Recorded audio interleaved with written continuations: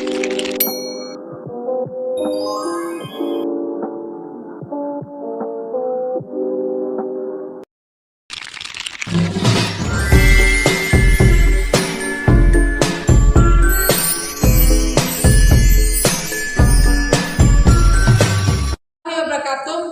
teman-teman pendengar, selamat datang di Poskar membaca ide Bung Karno pada pidato 1 Juni 1945. Senang sekali bisa menyapa kalian.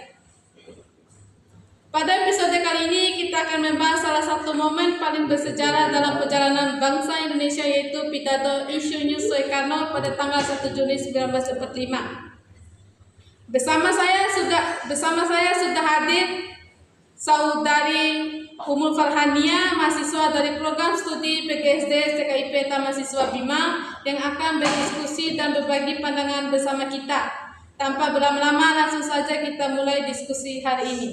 Pertanyaan pembuka. Pertanyaan 1, menurut Anda, mengapa pidato 1 Juni 1945 menjadi momen penting dalam sejarah bangsa Indonesia? Pidato 1 Juni 1945 menjadi momen penting karena untuk pertama kalinya Soekarno merumuskan dasar filosofi negara Indonesia yang kemudian dikenal sebagai Pancasila. Pidato ini disampaikan dalam sidang BPU PKI di tengah situasi penjajah dan ketidakpastian masa depan bangsa. Pertanyaan kedua, bagaimana kondisi Indonesia saat itu mempengaruhi cara berpikir dan gagasan Soekarno? Indonesia saat ini berada dalam perjalanan Jepang rakyat, mengalami penderitaan, kemiskinan, dan ketidakpastian masa depan. Kondisi ini mendorong Soekarno untuk merumuskan dasar negara Indonesia yang menyatukan bangsa, anti penindasan, berorientasi pada keadilan sosial. Karena ini gagasannya menekankan persatuan kemanusiaan, demokrasi, dan keadilan sosial. Pertanyaan ketiga, tantangan apa yang dihadapi Soekarno ketika harus merumuskan dasar negara? Tantangannya, perbedaan pandangan ideologi, nasionalisme Islam, sosialis, keberagaman agama, dan budaya, kekhawatiran perpecahan bangsa. Soekarno harus mencari titik temu agar dasar negara dapat diterima semua pihak.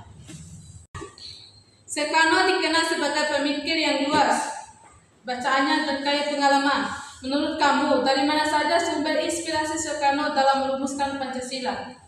Sumber inspirasinya nilai budaya dan kearifan Indonesia, ajaran agama-agama, pemikiran berat, pemikiran timur, pengalaman perjuangan melawan kolonialisme. Menurut Soekarno, bukan sekedar aturan tetapi jiwa dan kepribadian bangsa.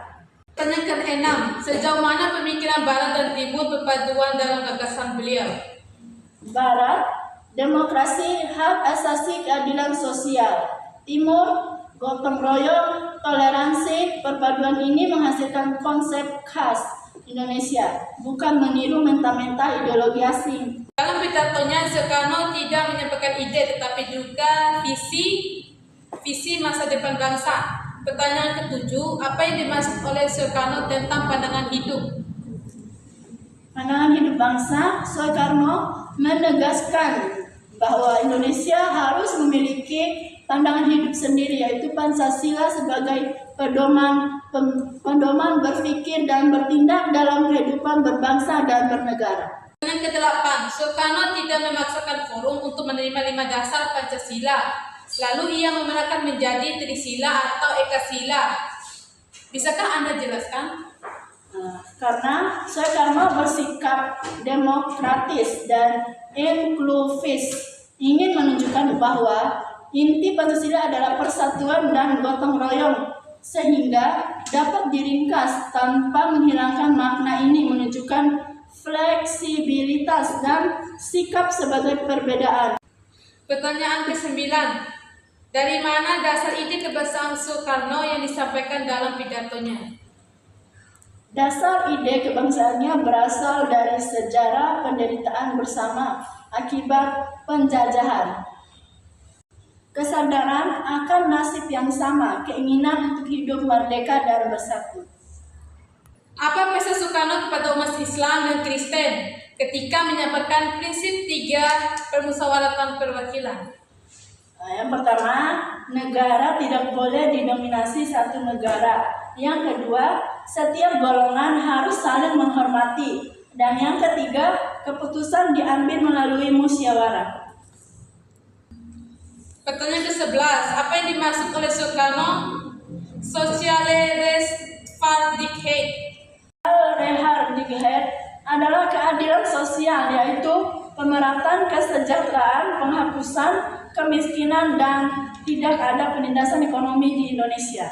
Pertanyaan ke-12, pada prinsip kalimat Soekarno menyinggung egoisme agama dan istilah Verdragzaamheid. Bisakah Anda jelaskan?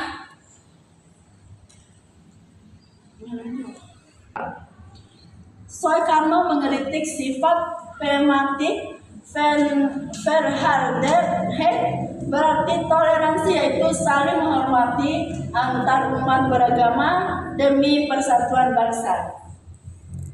Selain isi pidato, gaya penyampaian Soekarno juga sangat berpengaruh. Pertanyaan ke-13, menurut Anda, mengapa Soekarno mengibarkan kemerdekaan sebagai jembatan emas dan menganalogikan ibarat mau menikah? Karena merdekakan bukan tujuan akhir, melainkan perjuangan seperti pernikahan. Meski sempurna, harus berani melangkah untuk membangun masa depan bersama. Sekarang kita tarik ke konteks mahasiswa dan generasi muda.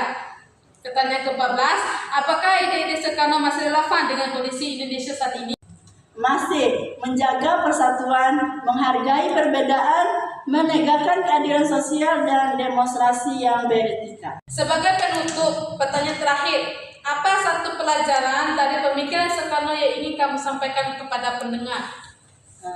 Soekarno mengajarkan bahwa bangsa Indonesia sangat beragam, suku, agama, budaya, dan bahasa. Namun, perbedaan itu bukan di pertengkaran, melainkan disatukan. Melalui gagasan Pancasila, beliau menekankan bahwa persatuan adalah kekuatan utama bangsa. Tanpa persatuan, kemerdekaan sulit diraih dan dipertahankan. Saya terasa diskusi kita ini sudah sampai di penghujung acara. Dari pembahasan tadi, kita dapat melihat bahwa pidato Soekarno pada 1 Juni 1945 lahir dari pemikirannya yang mendalam, pengalaman hidup yang panjang, serta kepedulian besar terhadap persatuan dan masa baik depan bangsa Indonesia.